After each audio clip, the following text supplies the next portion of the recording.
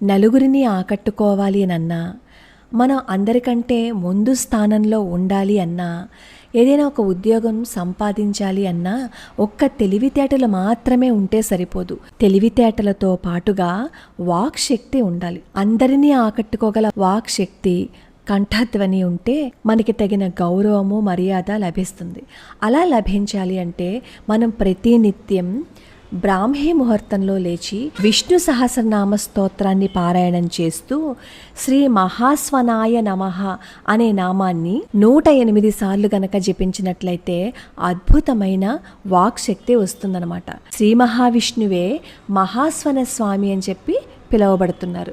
ఇది విష్ణు సహస్రనామ స్తోత్రంలో 41వ నామం. కాబట్టి అయ్యో నాకు తెలివితేటలు ఉన్నాయి కానీ నేను రాణించలేకపోతున్నాను అని అనుకునే వాళ్ళు ఇలా చేస్తే కనుక వాళ్ళకి విశేషమైన ఫలితం ఉంటుంది.